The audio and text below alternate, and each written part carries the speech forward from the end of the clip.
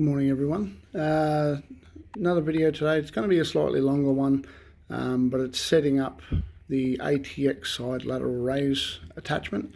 I'll do some bits to show you some close-ups, discuss the quality, and give you my initial thoughts on this lateral raise attachment from ATX. So buckle in, guys, about 70 minutes all up, and enjoy the video.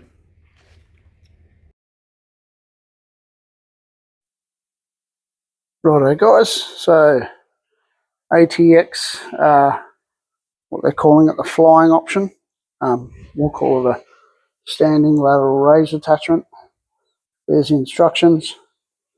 I'll put this together briefly, but I thought we'd have a look at what's in the box. So we can see here the lat raise itself comes majority fully assembled. All that comes with it is these very nice looking embossed ATX pins. They do appear to be magnetic. They'll go in here to lock the arms away when not in use. What I really was surprised about is just how light these plate arms are. Obviously doing lateral raises, they're not, I doubt anybody's going to be able to do a tremendous amount of weight, but if we're talking about stacking 10 kilo plates, which is what I've got on the foot of that storage rack over there, I'd think you could fit at least 40, perhaps 50 kilos on there, which little head pad here, couple of bolts just for the head pad, going to go there, and then a couple of very nice, they're not stickers, they're certainly a lot better than stickers. I know Coop from Garage Jingaroos loves his laser cut labels, but I think they'll just push in there. I'll stick one there and the other one there, and that is still quite a nice touch. Okay, team, I just want to talk a little bit about the variability of the loading. So here's probably the best example, is that these weight horns here have multiple holes starting at the bottom and moving up, where they're adjustable up and down. You can see here I've got it in the recommended mid location and then a lower location, and we'll compare the two and see what the feel weight is different for the two setups. So the good part is that with both of these, there is definitely weight all the way to the point where the arms are almost touching. So good news is there is load felt straight away versus doing it with a dumbbell where there's virtually nothing here till about there. Then the dumbbell loads up and it'll be peaking at parallel when it's a dumbbell. With these, and this will be awkward, but I'm expecting a different load profile. Oh, yeah, definitely there's a difference. So, all right, so in the mid position, the one on the left, or the furthest one from the camera, is definitely more set up for the mid-range with a big taper off at the end, whereas the one closest to the camera down here, this one is much heavier towards the stretch, towards the bottom. And then you can probably see my left arm is getting up a lot easier than the right one is. So with this one, if I do it in isolation, a little bit of load here, getting heavier, probably peaking around there. Once my arm gets to parallel, it's about the same. And then from there to there is a very big drop off. As you can see, that weight gets basically over the moment arm. So very severe drop off. But the good part is there the weight picks right up again, and you can see that I'm almost at full contraction anyway. And then in the bottom, sort of from here, still a hell of a lot of load. A little bit of load at the bottom. Not zero, but definitely light at the bottom. Whereas this one, I think I'm definitely going to prefer it all the way down, because for this one, there's quite a bit of load there. I'd say, in terms of exertion, maybe 50%. So again, still lightish at the bottom, not zero, but lightish. There, the weight is picking right up. From there Oh, that's actually heaviest. Probably there, just below parallel. So, same weight, guys. Oh, that's still hard there, because even though I've pushed it out, that means it's still far away from the pivot point at the top. I've got to go much higher in this case before that weight drops off. So there is the weight pickup, which is higher than I'd probably go with a dumbbell anyway. Really, really hard through there. That's probably peak right here, and then still difficult and dropping off. So that was probably very descriptive, guys, but you get the idea. So for me, for my money, I will say that having it on the very bottom hole is the best way to get the most consistent loading profile all the way from bottom, right close to your midline, all the way up and around until well past parallel, quite a high rep. So I'll put the other one on that side to even them out to the same profile, and I'll do some sets with. Righto.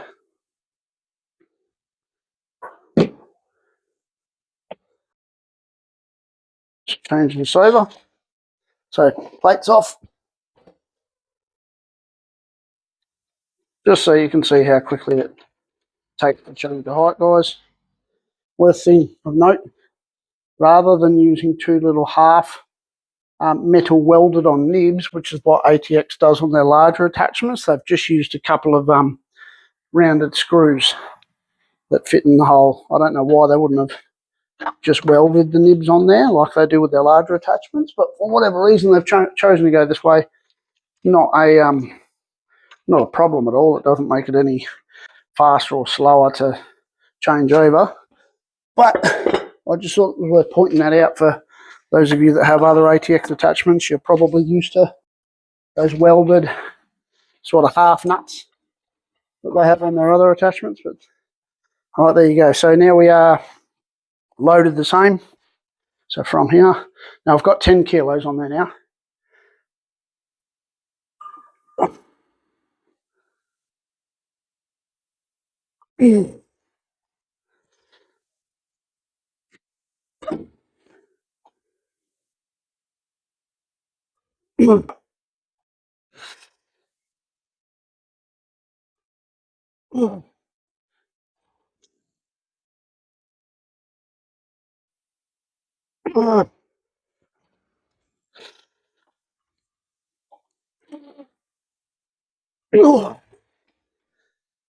So is a little bit of weight added, guys. It's definitely harder than dumbbells. I can do sets of 10 or 15. I think I'll go get a dumbbell for reference.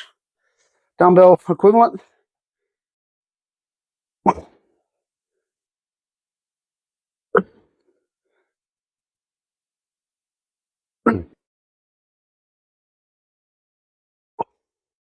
Yep, dumbbells definitely feel way easier.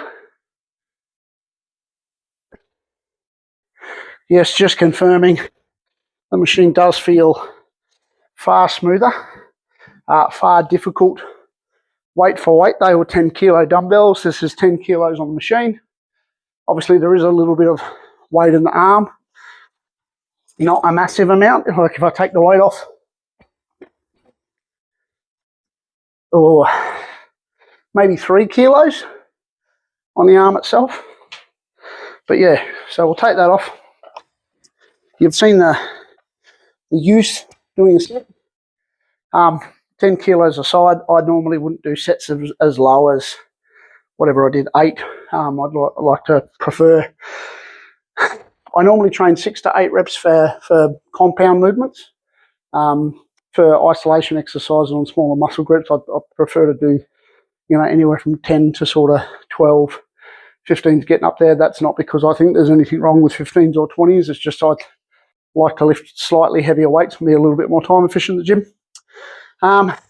So we've got the ATX pins here, stowage pins. I really wish they'd give you 2 more. You only get 2.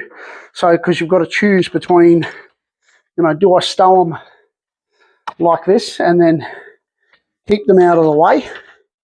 But what it doesn't do, like that stops that from flapping around, but these can still move around when I'm going to put it on storage. Now, keep in mind, I've never put this on storage before. This is actually the first time.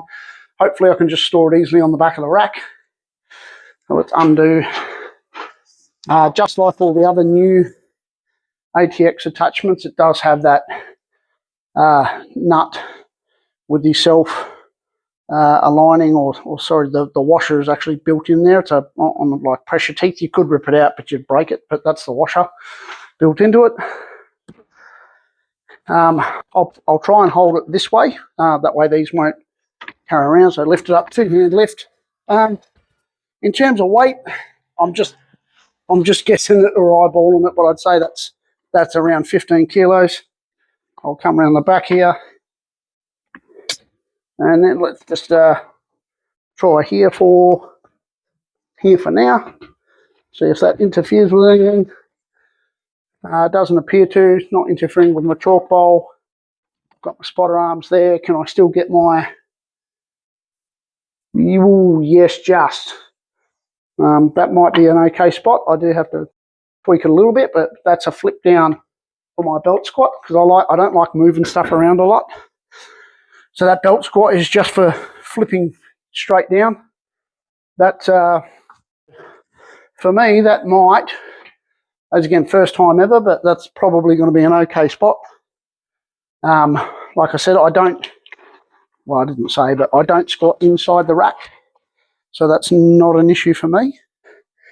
That, I think, is actually going to work quite well. As I said, I really wish I could lock those in place as well. So, Sam's Fitness, if you want to give some feedback to ATX being the distributor, 4 of these instead of 2 would be really good. That way I could actually lock these pins in place and not just the handles from flapping around. But look, it's a small complaint. I can just grab onto the arms when I'm moving it, as I moved it before, so it's probably going to be fine. Yeah, so look, initial impressions. It's not a full workout, guys. It's just an unboxing and initial impressions. I'll transfer it one more time, just so you can see it getting loaded. Right, so pin will go there. Back of the rack, grab it sides, straight out. Put it at the height you want. Right, that would be up higher for me, but I've already put the J cup there. That'll bit of muscle memory, so I remember where it is. But right, so that's back on there. Pin out. Stowage section. Pin out. Stowage section. Weight on. Weight on. Right. You can see the weight's pushing it towards centre line.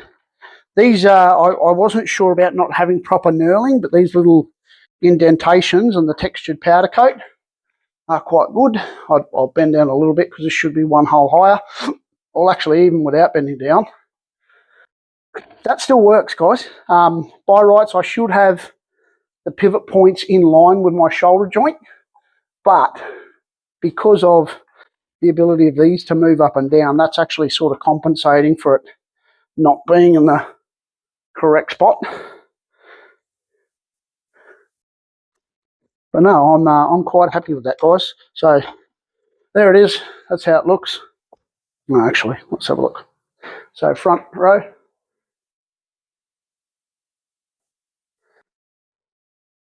Okay, slight learning curve there. I've got to make sure my body's in the right position because I can push and pull up on this. So keep that elbow locked in the right spot. But again, nice. That is actually a really nice feeling front raise if I was to do front raises. Let's try there.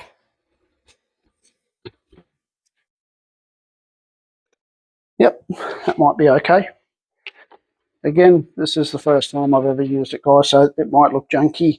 I'm not sure on my hole sizes or hole heights at the moment. But Let's try this.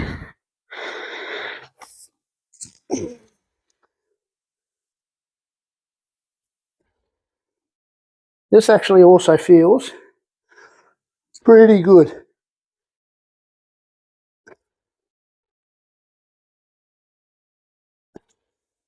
Right, so you can see my range of motion on a rear fly is nowhere near as good. I can only take it parallel. Again, still feels better than a dumbbell. However, I will note, just for me in this position, and I might not have my body set up correctly for it yet, but I did notice the drop off in that movement actually felt like greater drop off than when doing side lat raises. But yeah, still feels slightly better than a dumbbell. I don't know if I'd buy it wholly to be a rear delt machine, but I bought it wholly to be a side lateral raise machine because I just hate doing side lateral raises with dumbbells. It feels like shit. I'm actually really happy with that purchase. It's light. It's pretty easy to move around. Put it away one more time. You can actually get standalone commercial machines that are very, very similar to this. They tend to stand on a vertical post. And again, if I really, really get super lazy, for now, I did that up a little. There we go. If I want to get super lazy, I could stick it on a dedicated post somewhere. I do have that storage post, which is what the camera is actually sitting on right now. It's a bit short to use as a standalone machine, but if I simply replace that post with a taller post, then I would actually be able to have this sit on that post as a dedicated standalone machine set up in the correct position all the time. So I may or may not investigate that, but given, what did that take me? Less than 30 seconds to move it. But yeah, really good, really happy with the initial impressions. Well done, team. Enjoy your weekend.